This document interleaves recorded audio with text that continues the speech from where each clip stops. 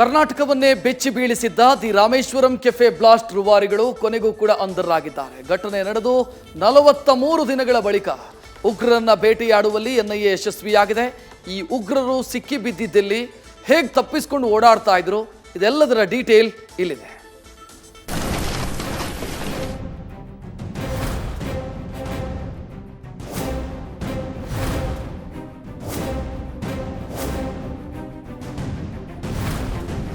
ರಾಮೇಶ್ವರಂ ಕೆಫೆಯಲ್ಲಿ ಊಟ ಮಾಡೋಕೆ ಬಂದವರಿಗೆ ನರಕ ದರ್ಶನ ಮಾಡಿಸಿದ್ದ ನರಕಾಸುರರಿಗೆ ಎನ್ಐಎ ನಿದ್ದೆಗೆಡಿಸಿದೆ.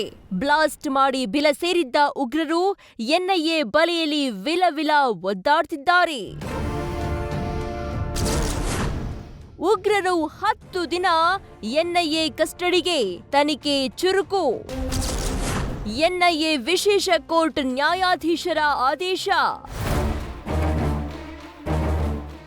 ಎನ್ಐಎ ಹಾಗೂ ಪೊಲೀಸರಿಗೆ ಚಳ್ಳೆಹಣ್ಣು ತಿನ್ನಿಸುತ್ತಾ ಪರಾರಿಯಾಗ್ತಾ ಇದ್ದ ರಾಮೇಶ್ವರಂ ಕೆಫೆ ಬ್ಲಾಸ್ಟ್ ಉಗ್ರರನ್ನ ಕೋರಮಂಗಲದ ಜಡ್ಜ್ ನಿವಾಸದಲ್ಲಿ ಹಾಜರುಪಡಿಸಲಾಯಿತು. ಈ ವೇಳೆ ವಿಶೇಷ ಕೋರ್ಟ್ ನ್ಯಾಯಾಧೀಶರು ಹೆಚ್ಚಿನ ವಿಚಾರಣೆಗಾಗಿ ಉಗ್ರರನ್ನ 10 ದಿನಗಳ ಕಾಲ ಎನ್ಐಎ ಕಸ್ಟಡಿಗೆ ನೀಡಿದ್ದಾರೆ. ಆರೋಪಿಗಳನ್ನ ಎಫ್ಎಸ್ಎಲ್ಗೆ ಕರೆತಂದ ಎನ್ಐಎ.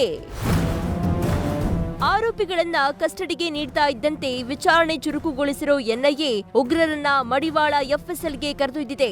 10 ದಿನಗಳ ಕಾಲ ತೀವ್ರ ವಿಚಾರಣೆ ಮಾಡಲಿರುವ ಅಧಿಕಾರಿಗಳು 10 ದಿನಗಳಲ್ಲಿ 1 ದಿನ ಮುಸಾಫಿರ್ನನ್ನ ಕೆಫೆಗೆ ಕರೆದೊಯ್ದು ಸ್ಥಳ ಮಹಜರು ಮಾಡಲಿದ್ದಾರೆ. ವಿಚಾರಣೆಯಲ್ಲಿ ಅಧಿಕಾರಿಗಳು ಬಾಂಬ್ ಬ್ಲಾಸ್ಟ್ಗೆ ಸ್ಕೆಚ್ ಹಾಕಿದ್ದು ಯಾವಾಗಿನಿಂದ, ರಾಮೇಶ್ವರಂ ಸ್ಫೋಟದ ಹಿಂದೆ ಯಾರ ಕೈವಾಡವಿದೆ, ಕೆಫೆ ಬಾಂಬ್ ಬ್ಲಾಸ್ಟ್ನ ಮಾಸ್ಟರ್ ಮೈಂಡ್ ಯಾರು, ಬಾಂಬ್ ಬ್ಲಾಸ್ಟ್ಗೆ ತಯಾರಿ ನಡೆಸಿದ್ದು ಯಾವ ಸ್ಥಳದಲ್ಲಿ, ಬಂಧಿತರಷ್ಟೇ ಅಲ್ಲದೆ ಇನ್ಯಾರದ್ದಾದ್ರೂ ಕೈವಾಡವಿದ್ಯಾ, ಕೆಫೆ ಬ್ಲಾಸ್ಟ್ ಕೇವಲ ಟ್ರಯಲ್ ಬ್ಲಾಸ್ಟ್ ಮಾತ್ರ ಆಗಿತ್ತಾ, ಕೆಫೆಯಷ್ಟೇ ಅಲ್ಲದೆ ಬೇರೆ ಟಾರ್ಗೆಟ್ಗಳು ಇವೆಯಾ, ಕೆಫೆ ಟ್ರಯಲ್ ಬ್ಲಾಸ್ಟ್ ಆಗಿದ್ರೆ ಅಸಲಿ ಟಾರ್ಗೆಟ್ ಏನು ಅನ್ನೋ ಬಗ್ಗೆ ಪ್ರಶ್ನೆ ಕೇಳಲಿರೋ ಅಧಿಕಾರಿಗಳು ಇಂಚಿಂಚು ಮಾಹಿತಿ ಕಲೆ ಹಾಕಲಿದ್ದಾರೆ.